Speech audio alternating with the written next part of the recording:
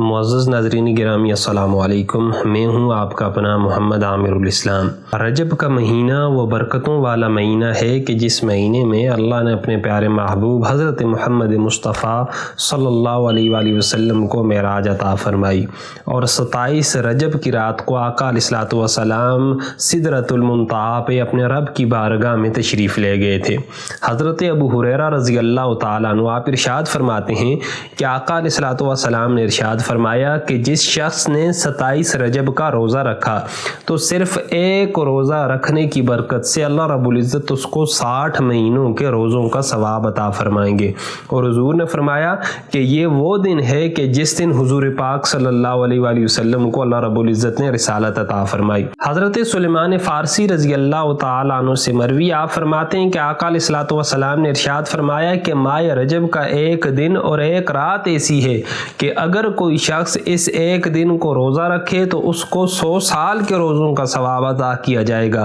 اور صرف ایک رات کو اگر عبادت کر لے تو اس کو 100 سال کی راتوں کی عبادت کے مطابق اللہ رب العزت اجر عطا فرمائیں گے۔ پوچھا گیا یا رسول اللہ صلی اللہ علیہ وآلہ وسلم، یہ بابرکت دن اور یہ بابرکت رات کون سی ہے؟ تو اللہ کے نبی صلی اللہ علیہ وآلہ وسلم نے ارشاد فرمایا یہ رات وہ ہے کہ جس کے بعد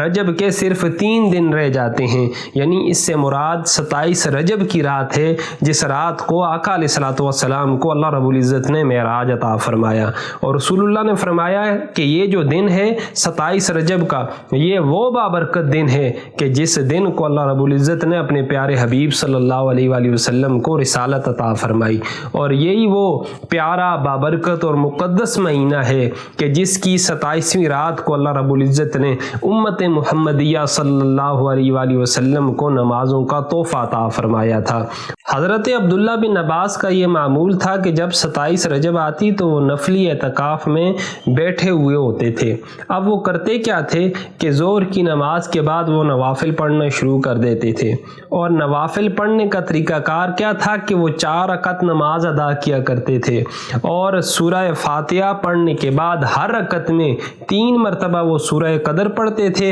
اور 50 مرتبہ وہ سورہ اخلاص کی تلاوت کیا کرتے تھے، اور عصر تک ان کا یہی معمول ہوا کرتا تھا، اور اللہ رب العزت کی بارگاہ میں آوزاری اور اللہ رب العزت کی بارگاہ میں دعائیں فرمایا کرتے تھے۔ کسی نے پوچھا کہ یہ آپ کیا کرتے ہیں؟ تو فرمایا رسول اللہ صلی اللہ علیہ وآلہ وسلم کا یہی معمول مبارک ہوا کرتا تھا کہ جب 27 رجب آتی تو آپ اسی طرح عبادت میں، اسی طرح ریاضت میں، اسی طرح دعاؤں میں، اسی طرح آوزاری میں اللہ رب العزت کے حضور سربہ سجود ہوا کرتے تھے۔ تو یہ بڑا بابرکت دن اور بڑی بابرکت رات آ رہی ہے۔ تمام مسلمانوں سے گزارش ہے کہ دن کو روزہ رکھیں، رات کو عبادت کرنے کی کوشش کریں تاکہ اللہ رب العزت ہم مسلمانوں کے حال کے اوپر رحم فرما دے۔ وآخر دعوانا الحمد للہ رب العالمین۔